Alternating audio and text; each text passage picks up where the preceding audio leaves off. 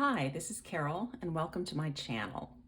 Today I just want to take a few minutes and tell you about my journey as a doll collector. And that's a journey that has not been going on for very long. Like a lot of people, when the Barbie movie came out last summer, it reminded me that when I was a kid, I had dolls, I liked dolls, I had a bubble cut Barbie, I loved the clothes. It meant a lot to me. And I don't remember whatever happened to my Barbie dolls. I haven't thought about them in many years. But after seeing the movie, a few days after, all of a sudden I got this thought. I thought, I need a Barbie doll. And I went to Target and I looked at the Barbies and I didn't want to spend much money. And I was looking at the fashionistas. I didn't know any contemporary Barbie terminology at all at that time, but that's where I learned that there was such a thing as a fashionista. And I saw this gal and I thought she looked so friendly. She just looked like a nice person. She was pretty. So I bought this doll and I took her home. And it was just a couple days later that I had the random thought that, you know, she needs some friends. So I go to the thrift store quite often. And at the thrift store, on the wall, they've got those bags with naked Barbies in them.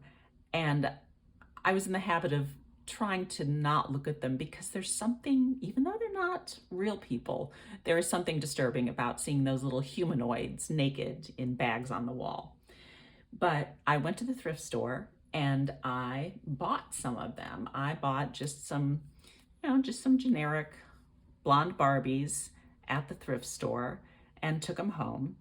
And then I wanted to figure out how best to clean them up. So I got on YouTube and I was watching videos about how to clean up your thrift store Barbies, which led me to finding out that there are really quite a few Barbies out there in the wild that are worth a little bit of money. And so what I did then was I started looking for Barbies, thrifting Barbies, and reselling them on eBay. And that was fun because I could make a couple bucks and I liked dolls. It was fun and easy to do. But the longer that I did it, the more attached I became to the dolls. And it became harder and harder for me to sell some of those dolls because I'm like, oh, she's really nice. She's a really nice doll. Yeah, but I could use a couple bucks. So then, as someone who was selling a few things on eBay, I started noticing what other people were selling. And I thought, I need to buy a reproduction Barbie. So that's when I really started to, consciously look for Barbies that I knew I was going to want to keep. So that started happening. And there were other Barbies. I'm like, oh, I'm going to hang on to her. And it just kind of kept going on. Now, the thing that I like most about Barbies or dolls in general is the clothes. It's always been that way. I like clothes because I like pattern and color and texture, and it's this little three-dimensional art to me. So once I had a few dolls, I started making some simple clothes for them. They're not complicated. They're very simple. I like to keep it simple, especially when you're working so small as you are on a 12-inch doll. I don't want to get too detailed because I don't want to lose my mind. So I was making some very simple fashions for them and really enjoying it. But then I started to get the idea that, what I really need is a bigger doll. So I had started watching a YouTube channel, Rachel Hoffman, and I will leave a link in the description below. And she is creator of the Virtual Doll Convention. I started watching her for some doll information. And this January, she was selling this limited edition of a new Robert Tonner doll. This is a Grace doll.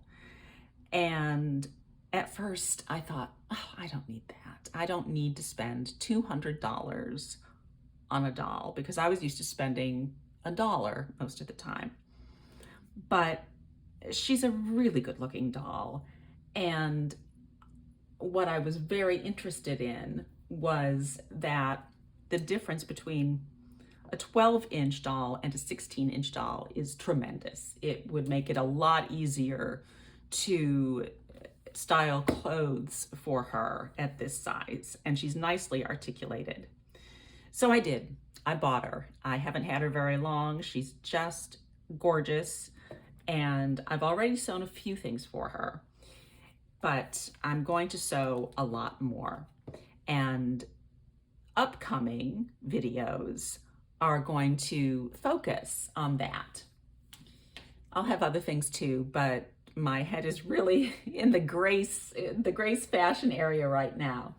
So I have a lot of, some are vintage and others are new, lots of different colors and textures. I've got a lot of great fabric that I'm really looking forward to using for clothes for the new doll. So that is kind of my adult doll journey in brief, and a quick wrap up of the road immediately ahead. And so I hope you find it interesting, and I hope that you will click subscribe so that you can come back and join me on this fun trip. So thank you so much for watching. I really do appreciate it. And I hope you're having a great day. Thanks a lot. Bye.